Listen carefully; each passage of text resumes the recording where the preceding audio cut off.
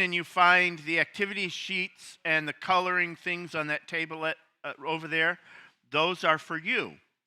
Even if you're an adult and you think, I just need to keep my hands busy while I'm sitting in Sunday school and the sermon, feel free to.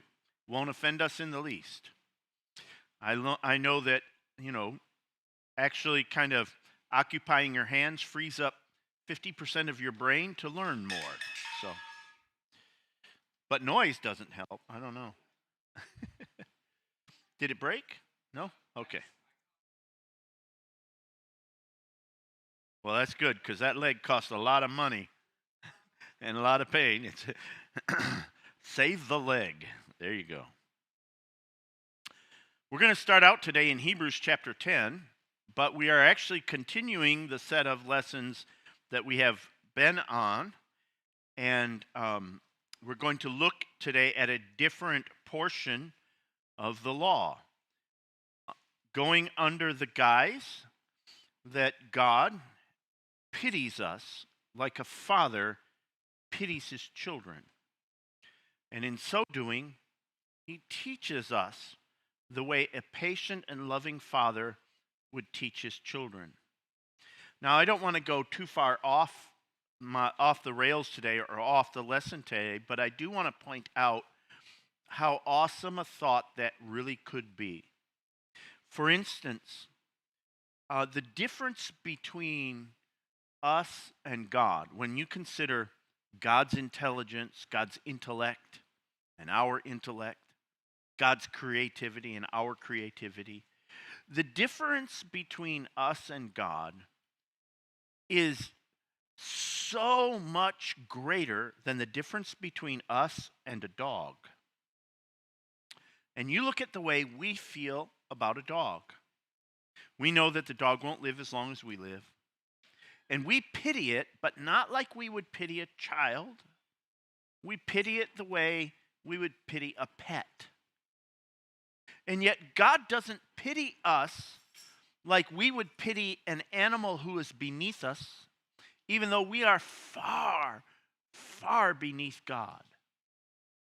He pities us instead as a father pitieth his children. He cares about us and loves us and has that kind of compassion toward us. And so he would instruct us like a father instructs a child in that same manner that we spoke about before, which is learn by the hand first, the intellect second, and the heart last. And we remember that Disney always gets it backwards, and so does most of the philosophy of the world. They would have you lead with your heart first, then with your mind, then with your hand. But in truth, it should work the other way. And along those lines, I would point out that the sacrifices are a very large and important part of the law. And therefore, when we look at what God would teach us in those physical movements of the sacrifices and the operation of that instruction, it ought to tell us something. It ought to help us to grow. And I would also say that we are only going to very, very lightly scratch the surface of this today. Most of the time, when I think, evangelical Christians think about the sacrifices of the Old Testament, they think about them in the following context. They think the sacrifices point to Jesus Christ. And when we see Jesus Christ in his fullness, we see the fulfillment of all of those sacrifices. And therefore, looking at Jesus Christ is looking at the reality of those sacrifices. We don't need to study the particulars of those sacrifices in the Old Testament because for the following two reasons. The first one being that Jesus is the fulfillment of them, the fulfillment of those sacrifices, and the second one being that the whole system of those sacrifices has now been destroyed First of all, by the fulfillment of the sacrifice of Jesus Christ, there is no more sacrifice like that. And second of all, because the entire temple structure and priesthood structure has also been destroyed, and there is no one left to make those sacrifices like that. And we would also potentially look forward to the time of the restoration of Israel, however you see prophecy unfolding, and that one day those sacrifices would be restored, but for a different purpose than they were done before, and we would sort of see it that way. So we don't perhaps put a lot of emphasis on those sacrifices, and I can understand all of those. I would like to propose that that's not exactly a very good way to look at. It's not a very balanced way to see the sacrifices, and that we ought to see them in a different way. We ought to see them in the sense of God as a loving father instructing us in something. And we ought to pay attention to some of those physical things that the Father would have instructed us in, and in so doing, learn valuable lessons from it. Even though we ourselves are not going to offer those sacrifices, we're not going to go through those physical movements. But they were given to us for our instruction. Remember when we went through that? Those things were given to us that were written before for our learning, for our admonition, to teach us something. Does God care for oxen? Or did he say this for your sake? No, he said it for your sake. It may be that he cares for oxen, but that wasn't the reason for writing it. The reason for writing it was for you to learn something. And remember when Paul goes through all that over there in 1 Corinthians, he talks about what it is you were supposed to have learned from observing the oxen. And that is that the labor is worthy of his hire. And that the people who labor for you in the word should be able to live of the word. Remember that whole instruction that came out of, and he drew that out of a simple lesson of an ox that treads out the corn not being muzzled. Right? Now, we could go far with the sacrifices, far beyond what we can do today. And we have two challenges that lie in front of us in studying those sacrifices. And I'm going to err on one side and not on the other, so I want to discuss that with you before we go today. One side would be precision. On the side of precision, we would look very carefully at each one of the sacrifices in particular, and we would piece together the various instructions about those sacrifices, because the instructions regarding the sacrifices are not the way like we would do if we were writing the book of the priesthood today, the book of Leviticus.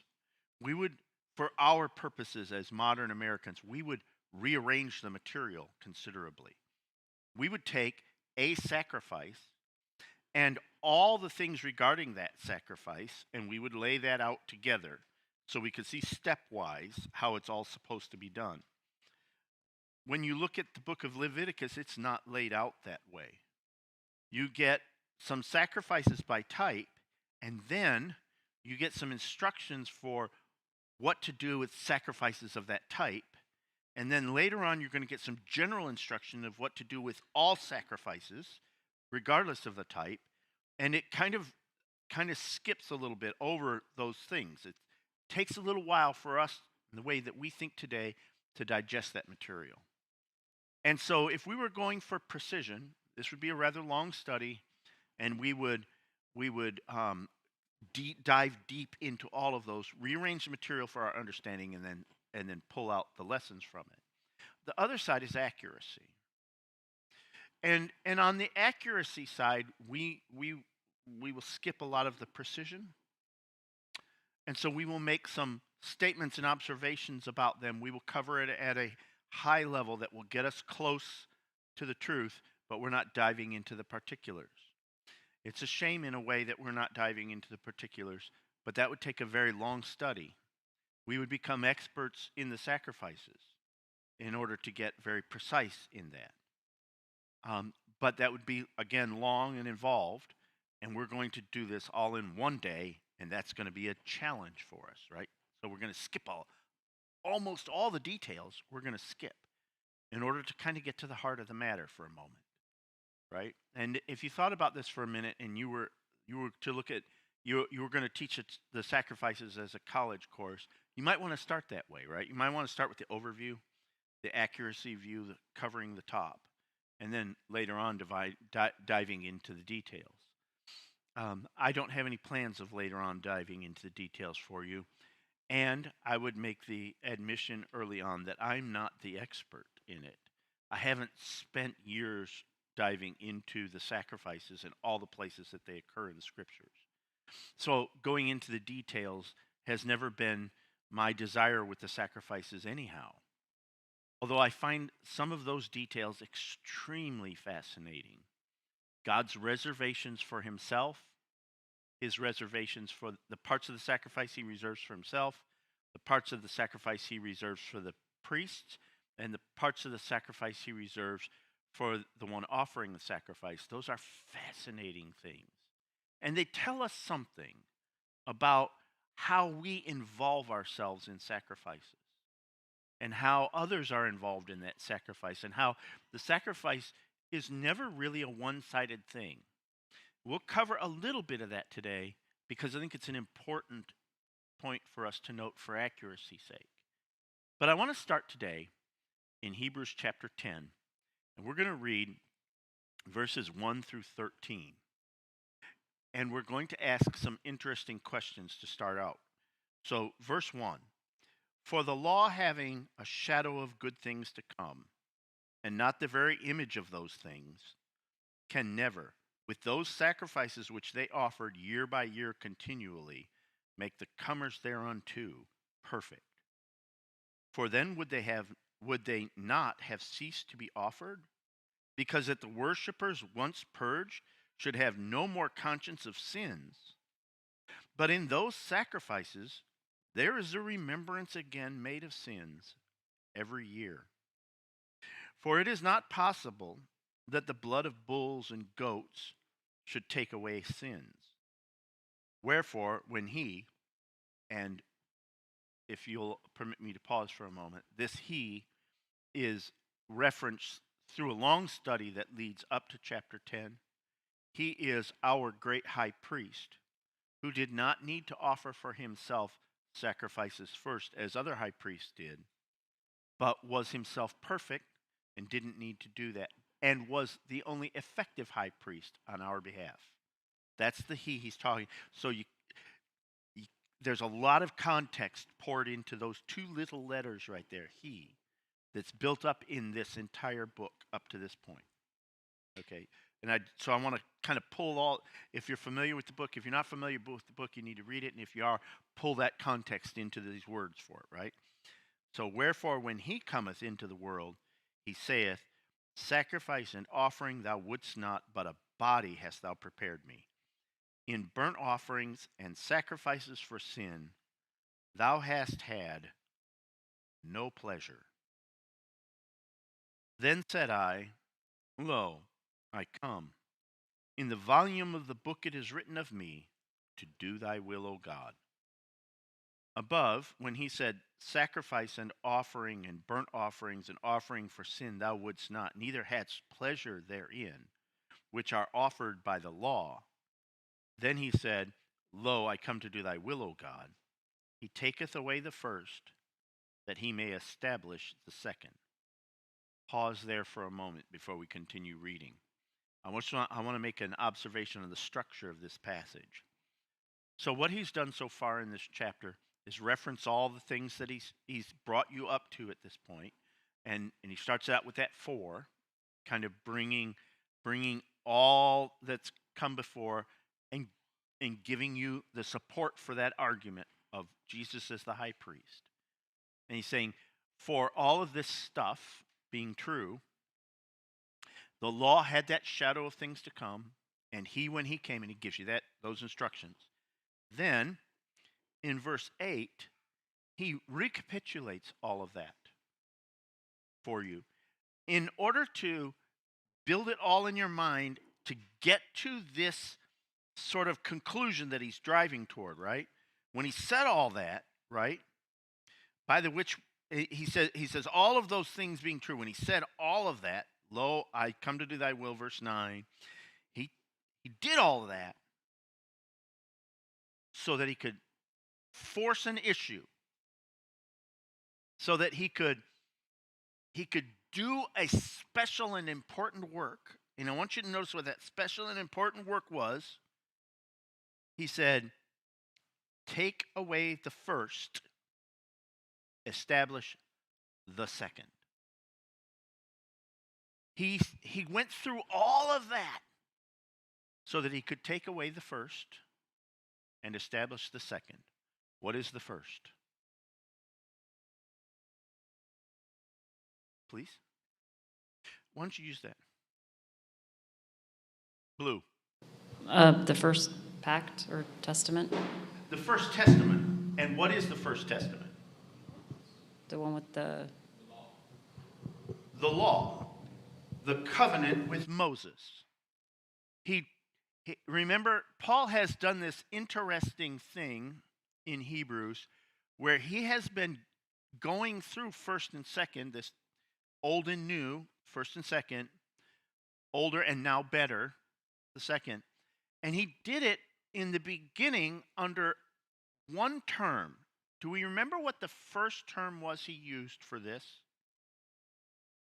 Because it wasn't testament. Yes, covenant. The very first word he used to reference this was covenant. And then he made the argument, which is an interesting argument. He makes an argument by substitution. If we were doing algebra, we would take a term and say, I'm going to take that entire term and I'm going to call it X. That way I can solve, and then later on I'll reinsert that term, and everybody will understand. I'll be able to finish it out, right? That's what all that algebra is. Basically, that's it. And Paul is doing some really great algebra because he takes covenant and without going through a long explanation about it, he says, I just want you to understand that covenant was a testament. And as long as the testator was alive, like all testaments, that covenant, that testament was in force. Unless the testator wrote a new one. Whatever the last one was that the testator wrote, when the testator dies, that's the one that's going in force. And the old covenant was not marked by the death of the testator, but the new covenant was marked by the death of the testator. Now, he's gone through that whole argument, and he's gotten here, so that here, when he says he takes away the first to establish the second, you now know what he's talking about. He's talking about the old covenant with Moses has been taken away, and a second one has been established. Now, I don't want to, we could spend a long time talking about that.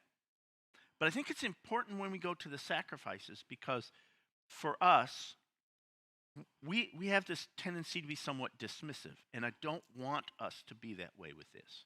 To dismiss the old sacrifices based on that argument. Well, it's taken away, so it doesn't really matter. No, he spent the whole book telling you why it does matter. Why that old covenant does matter, even though it's taken away, and the second has been established, the old one matters. Because Jesus did everything by the old covenant in order to establish the new covenant. Therefore, it behooves us greatly to understand the old covenant. Even though those sacrifices didn't really work. Because if they ever had, God would have been pleased with one of them. And he wasn't pleased with any of them. No matter how well they did it. It wasn't just a matter of the priests were never really clean enough. They never really did it right. They never really took this. That's not the case. Even in the cases where they took all the right steps and did everything exactly right, that bull or that goat did not make God happy when it died. He was never satisfied with that offering. He wasn't pleased. Okay? He says, he taketh away the first that he may establish the second. Then in verse 10, by the which will we are sanctified. Now he's like doing that same kind of algebra again. Right? He's asking you to follow the track of his thought with this one word he's using now. Because Jesus, when he comes, says, a body hast thou prepared me. I have come to do thy will. By the which will we are sanctified. Now that should cause an interesting question in your mind. Are you telling me that the sacrifices of the Mosaic system were not the will of God? Well, it would seem that's what he's saying. None of those sacrifices pleased him. They were not what he wanted. He wanted one perfect one. And that was Jesus. Jesus came to do his will, so doing, establish the second. And in establishing the second, sanctified us. Took what wasn't holy and made it holy unto God. Because the sacrifice worked.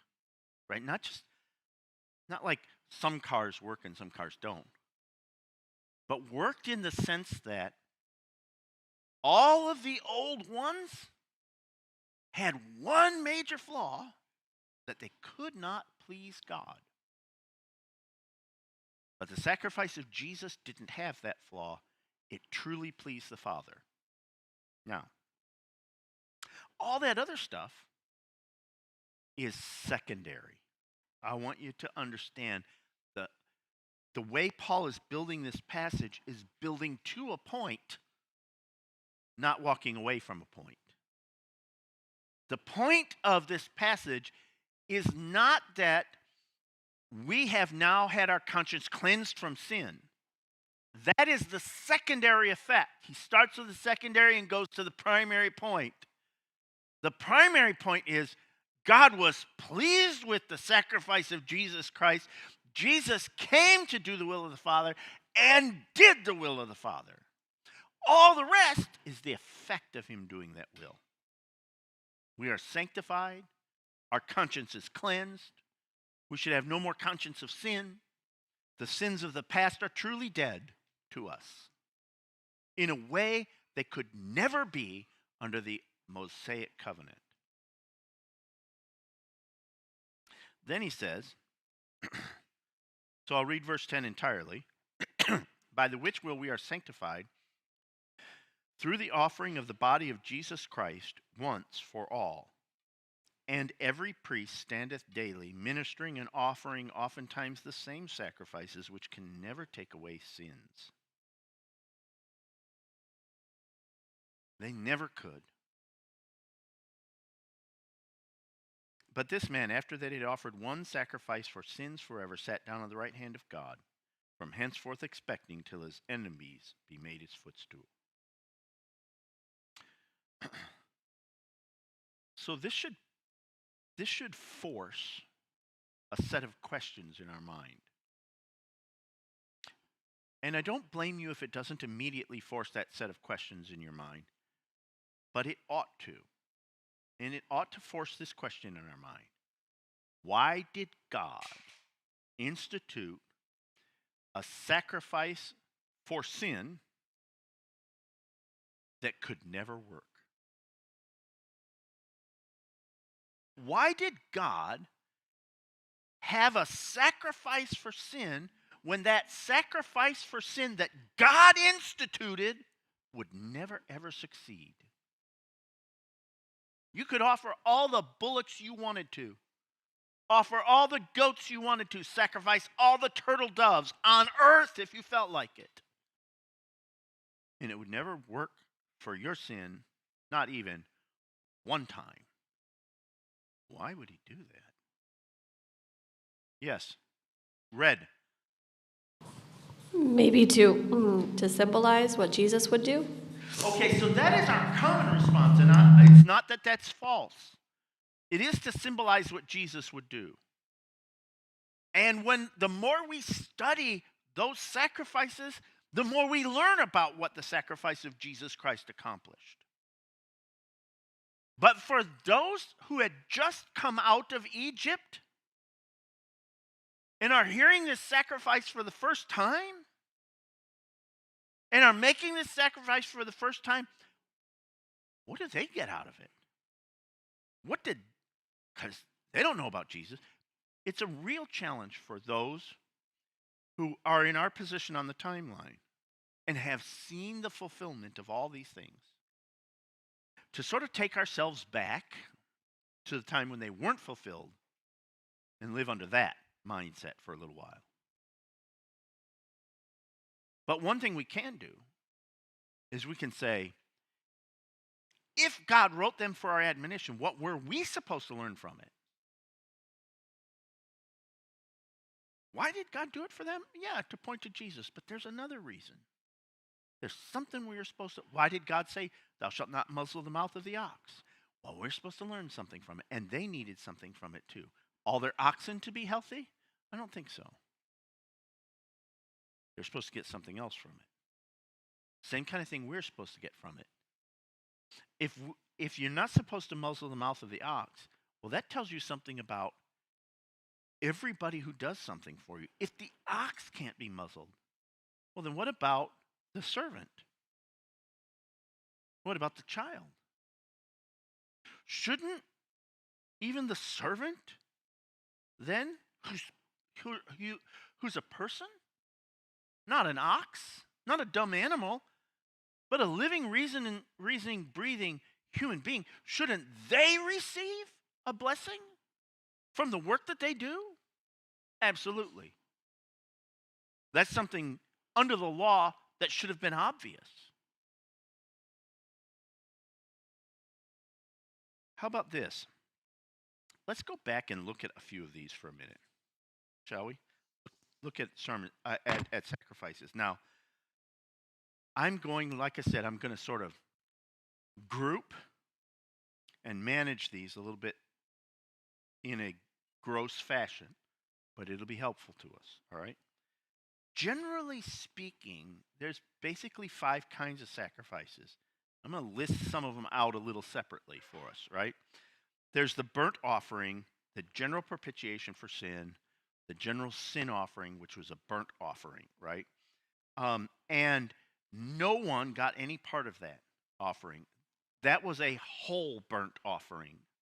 In saying a whole burnt offering, what is meant by that is that the entire animal is consumed before God. It is all his. The priest eat none of it.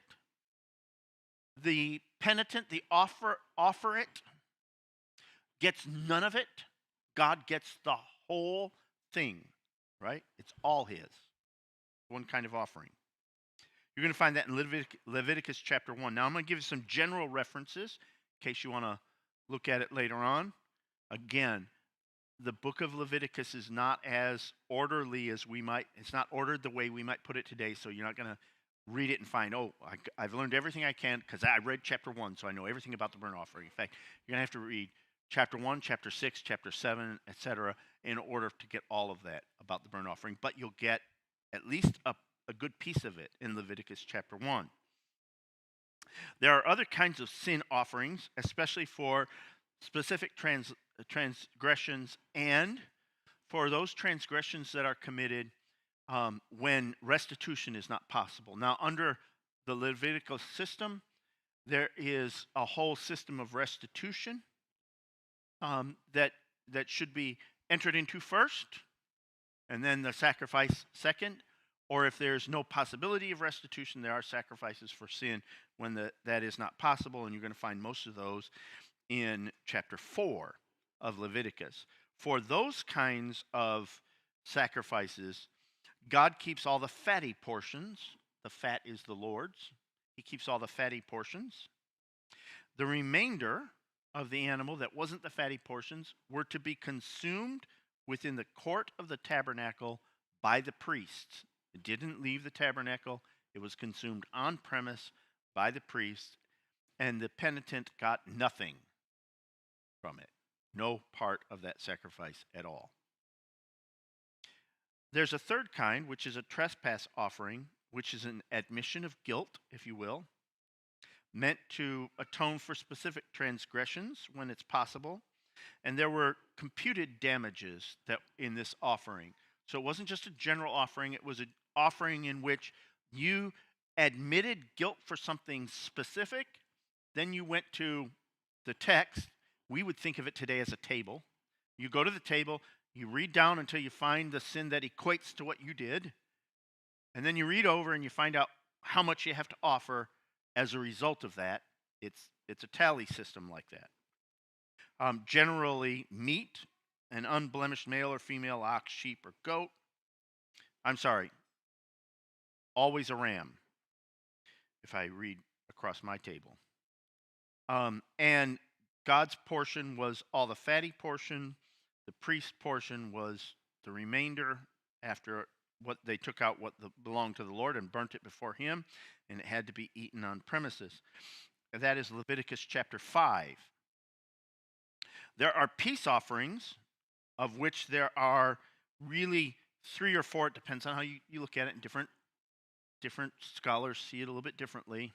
There are 3 or 4 of these offerings. And those ones you'll find mostly in Leviticus chapter 3, although you'll find some in Leviticus chapter 2 under the grain offerings.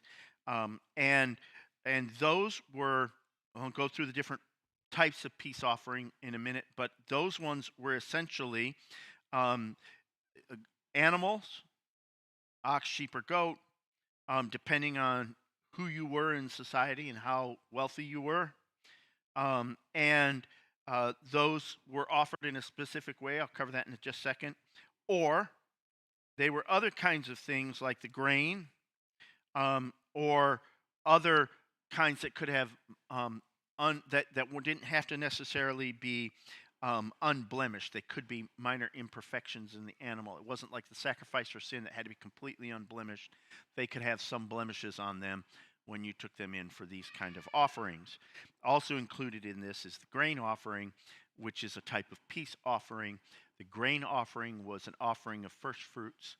It was an offering you made before the Lord, and it could be in many different forms. When you read Leviticus chapter 2, you'll see what I mean. It could be raw grain that was mingled with oil and etc. It could be bread that had been baked unleavened before the Lord. Could be all of it. It could take on various forms. And in all of these, there are kind of 2 different models of them. There's the model that is the ones that include meat are the wave offering, which is under that one, God got all the fatty portions. God, under all these meat offerings, God always gets the fat portion, and the priests don't. But under the wave offering, the priests get the breast, the what we think of as the brisket, right? They would get barbecue brisket, and it went to the high priest. There's another one called the heave offering, and I understand this offering. If you've never really been a hunter, it's kind of hard to understand this offering a little bit. But I'll walk you through a scenario. Let's say you're hunting elk, right?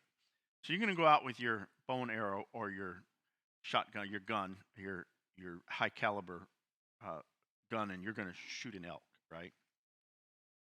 Well, elk are not where you are, right? They're never in the city.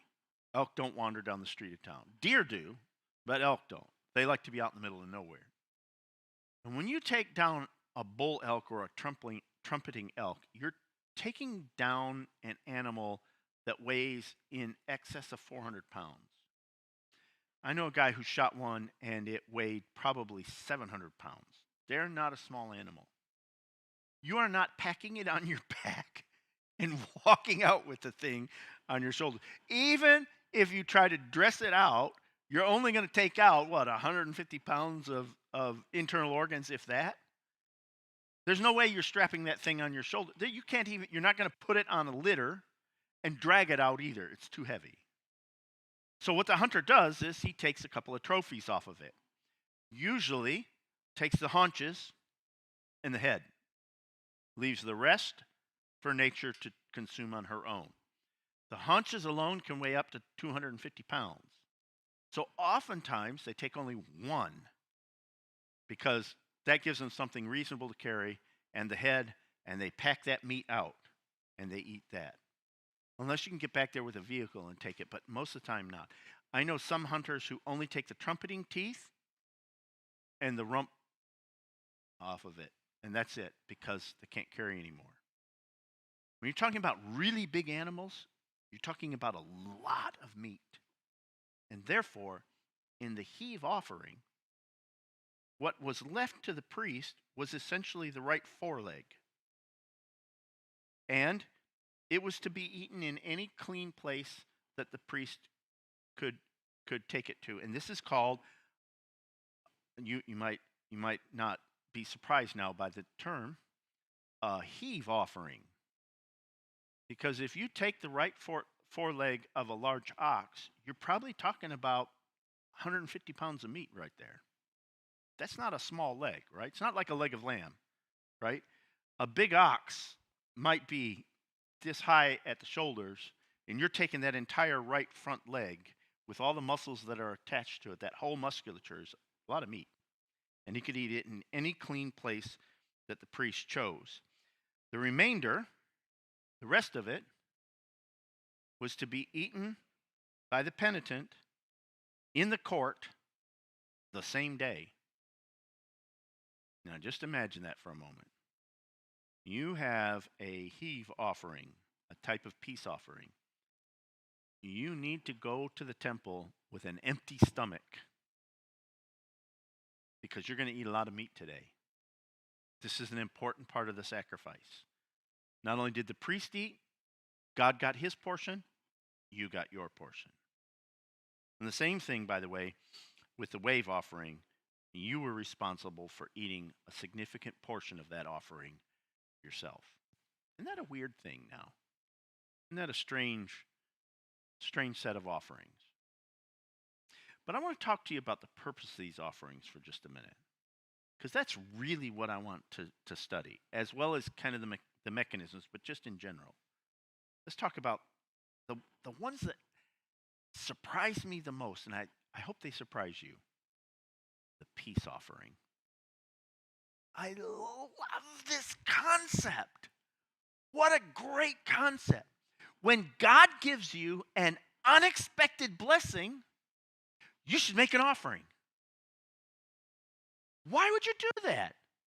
And when you make this offering, by the way, you got to eat a portion of it. So God gives you an unexpected blessing. You make an offering, and in making that offering, you have a barbecue. Isn't that a strange concept? That's not normally what you think of when you think of offering, is it? I mean, let's be honest. Most of us don't really know the offerings very well, but when we do think about them, we think about them as we think of sacrifice as losing it. Right? We made a sacrifice. We have no more part in what we just offered.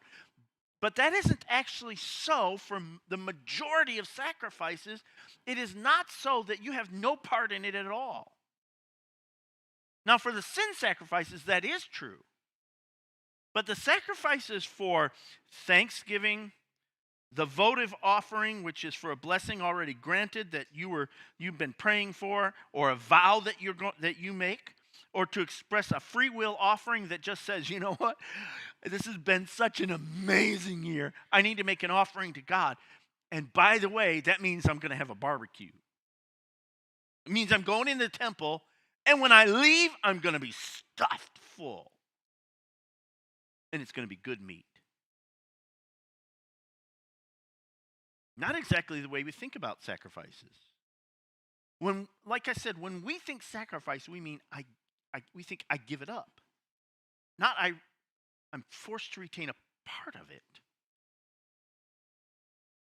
But in fact, that sacrifice was meant to become a part of me. Not just something I gave up, but something that became part of me forever. Because I ate it. when Jesus comes on the scene and he says, if you don't eat my flesh, drink my blood, you have no part in me. He wasn't stating a completely new, out of the blue principle. He's pointing back to something. We were supposed to learn it under the law. We were supposed to learn that there were some sacrifices. The whole sacrificial system itself wasn't just one thing. It wasn't just the Day of Atonement. The Day of Atonement was important. It was the annual remembrance of sin. But there were sacrifices, a lot of sacrifices under law, way outnumbering the Day of Atonement, in which I had to eat of that sacrifice if I was going to have any part in it. I had to eat it. Now I want you to think for a moment of how we sometimes think about sacrifice. We sacrifice money and offerings, right? It's interesting to me the number of ways the Lord refers to sacrifice in Scripture. And if you ever want to do an interesting word study, not like the word study to say, find me all the places this word exists, but to look at the words God uses to describe it, read Leviticus. Go through and see all the ways the terms he uses to describe those offerings. And you're going to find out God looks at it from a whole bunch of different perspectives. We don't have time to look at it all in this brief study. I'm recommending it to you. You need to learn, you need to read the book, right? Don't ignore Leviticus. Read the book and read the way God describes these things, because he's doing it for a reason. And when he does, he describes it to you in ways that aren't this exclusiveness that we normally think of with sacrifice. I give it up and now it's gone. I don't have any part in it anymore because I gave it up. No. Rather, I have a continual involvement in it because I offered it as sacrifice to the Lord. When he says, yield your bodies a living sacrifice unto God, he isn't saying, I have no more will and no more use in my life. I gave it up to God. No, it's exactly the other kind of sacrifice. It's the kind of sacrifice that says, I have made myself a living sacrifice to God. Now I have a vested interest in this thing forever. My life is now a deliberate thing moving toward an important goal. Think about it. Let's say you brought a goat for a wave offering in thanksgiving to God, a free will offering, let's say. Okay, the priest gets the right front leg. God gets the fat. You eat the rest of that cabrito today, man. Now, in the temple, you eat it. I happen to love goat. I like the taste of goat. But a whole goat? I don't know that I'm down for that. It's got to be finished today. I'm not sure how they did it. I'm not working through those details. I'm just looking at what God said basically about it, which was today you finish it before you leave the tabernacle. If I sacrifice my body as a living sacrifice to God, it means that I need to pay attention to it now. Not 5 years in the future, not sometime off there, but now I've got to attend to this thing. Now it's in the temple of the Lord. Now's the day I gave it. Today is the day I got to pay attention to it. I used to have a friend who really saw everything differently than most people. We got along famously because I see things differently than most people. And, we were listening to a conversation where somebody was saying, well, I think it's God first, my family second, and me last. And my friend Steve said, I think that's wrong. I was like, really? Everybody knows that. Everybody thinks that way, don't they? He said, I don't think that's right. And I said, okay, so how do you think it is? He says, I think it's God first, me second. And I said, don't you think that's selfish? He said, if I don't attend to my health, I am no good to my family. And I am no good to God. And the whole world, my family, my devotions, my work, all of them will demand so much time in me that I won't pay any attention to my health at all. Every day they will demand that. So I actually have to say no to some of that because I've got to be here for my family. And I've got to be here to do anything for God. Because when I die, I can't do anything more. I thought, wow, he's actually making a fairly good point. Because if you made your body a living sacrifice, well, you better take care of that now.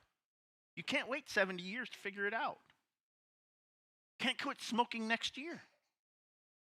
Can't decide 5 years from now you're going to start getting healthy. Today, think of how often he says that in Scripture. Behold, today is the day of salvation. Now is the accepted time. In when you read Ecclesiastes, he says, you know what? Now you better serve the Lord while you have strength to do it. Because that's the way the whole sacrifice had to work.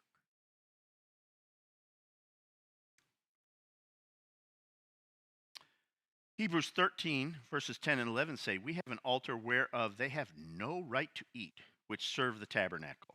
That is, everybody who wants to live under the Mosaic law has no right to eat at this table. For the body of those beasts whose blood is brought to the sanctuary by the high priest for sin are burned without the camp.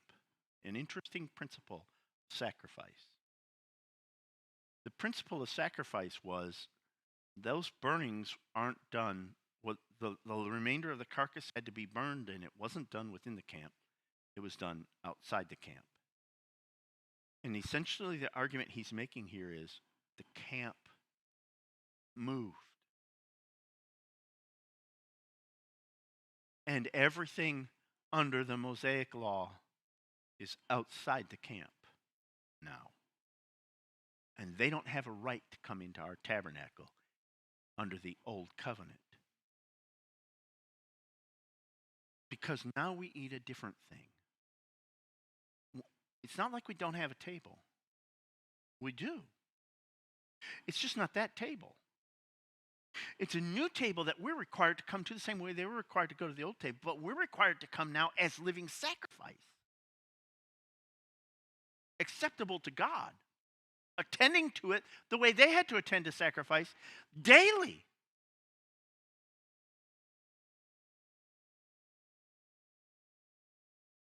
Hebrews 13, 15, and 16. By him, therefore, let us offer the sacrifice of praise to God continually. That is the fruit of our lips, giving thanks to his name.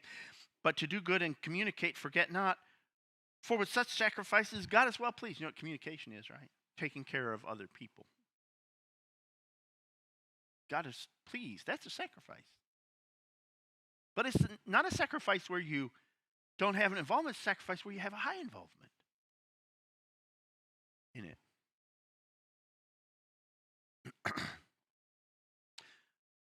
1 Peter 2:5, ye also as lively stones are built up a spiritual house and holy priesthood to offer up spiritual sacrifices acceptable to God by Jesus Christ.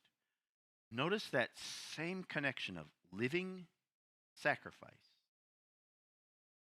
Same one Paul gives. We're so different. The problem with the Mosaic sacrifices is they're all dead. And all the sacrifices of the New Testament are living.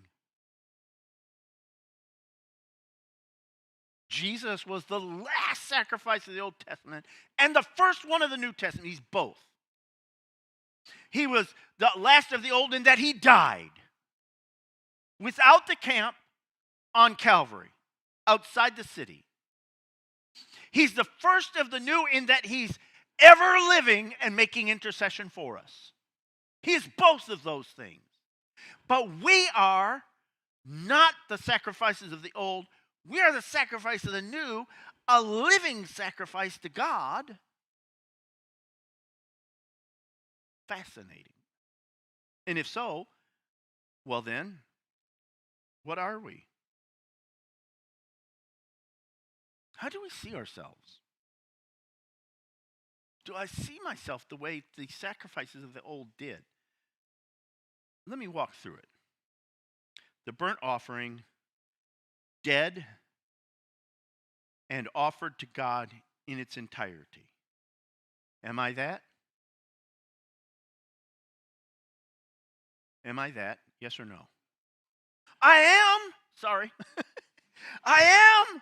In fact, there's no other way for me to be. The only way I can actually ever get the blessings of the New Testament is to die in Jesus Christ. I am dead to sin. I am crucified in Christ. I no longer live, yet I live. Not I, but Christ liveth in me. I am crucified in Christ.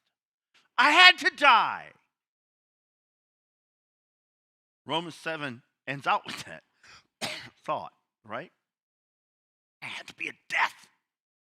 If I was ever going to get freed from all that stuff, something had to die. I did. And I did die in Jesus Christ. And then I lived, but not I. So yeah, I'm dead.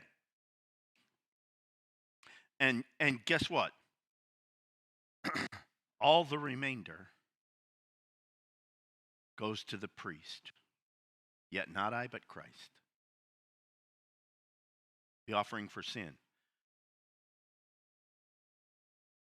What were we supposed to learn from those? I titled this study, Let's Try That Again, for a reason. Think of the way Jeremiah says it in Lamentations 3. It is of the Lord's mercies we're not consumed, because his compassions fail not. They are new every morning. Great is thy faithfulness. You know what we're supposed to learn from all those sacrifices that never really worked? We were supposed to learn that a righteous man falls 7 times and rises up again. That you should give it another shot. You should try it again tomorrow. You fell today, try tomorrow. Today was a disaster. Tomorrow doesn't need to be. The Lord's mercies are new every morning. A sacrifice was made. The whole thing's been taken care of. Get up and try again. Do you know, if you had a conflict with an enemy and the two of you came to an arrangement and made peace, there was a sacrifice for that. Why would you need a sacrifice for that? Because you just made peace. You ought to have a barbecue. You go into the temple together. You bring an ox. The priest kills it, burns the fat to God, takes the right front leg for himself, and then you and your enemy, former enemies, sit down together and you eat that thing in the tabernacle. Why would you do that? Because you need to know you should try it again. The next time you have a conflict, you should make peace, because there's a barbecue waiting at the end of it. I'm not saying go pick fights just so you can have a barbecue. I'm saying when things are really bad, God's got a plan to make it good. And you were supposed to learn that from those sacrifices, so that when things were really bad, you didn't give up. You didn't think, this is the end, I'm throwing in the towel, things are bad. Do you know how many fights I've had with Linda? Oh my goodness. We've been married for 47 years, going on 48. Oh, 37 years. I don't know, something like that. 37 years. We've been married a long time.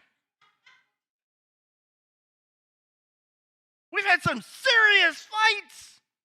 Oh my goodness. It's a good thing we didn't throw in the towel. Do you know why? Because every now and then, in fact, a lot of times, we have these days. And the whole day is a sweet blessing. And if if we ever threw in the towel, those days are gone. Done. A really bad day isn't the end. Even if it's your enemy who comes up over the hill, surrounds the city, says, that's it, we're going to tear you down. If you could just make terms of peace, there's a barbecue happening. To encourage you, do that again. And when you fail,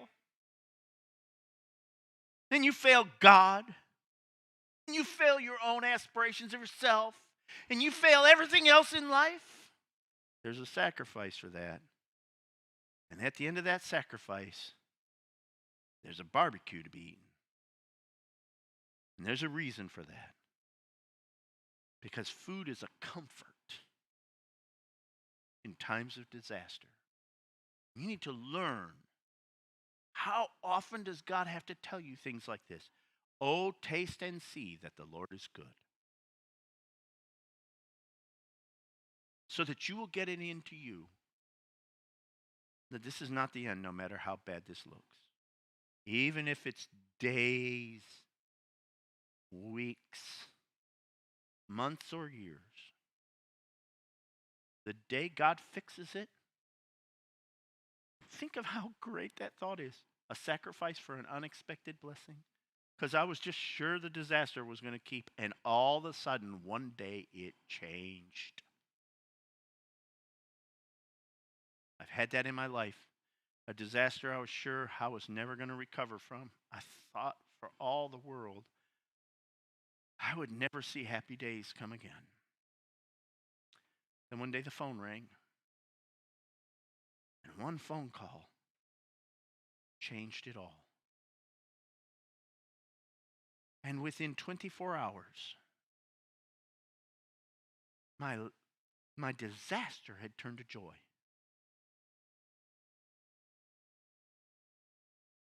That's the time to have a barbecue. Let's do this again tomorrow. What other disasters are there? Maybe I could make the phone call to end the disaster in somebody else's life. And then the two of us need to have a barbecue. Texans got it right. Have a barbecue. One last thought before we go. We're supposed to offer sacrifice of thanksgiving, the fruit of our lips, giving thanks to his name. Let's do a wave offering, shall we? Let's do a wave offering. I think we got it right. I think we know what the wave is. I think we ought to do a wave offering. And I'm willing to start and then go all the way around the room. Are you ready for it? If you got something in your lap, you just need to be ready to stand up. Let's do a wave offering for the Lord, okay? Thank you, Lord Jesus. Amen. Let's start over here. Woo-hoo! Yeah, wave. Yeah. Some of you lazy people, get up off your chair. Come on, let's see you. Stand up over here. This is a wave offering. Let's see it. Come on, get up. Let's wave to the Lord, right? Let's get hands up, right? Not just say, yeah, woo-hoo. Thank God. Amen. That's the sacrifice he's pleased with. Thank you for being here today.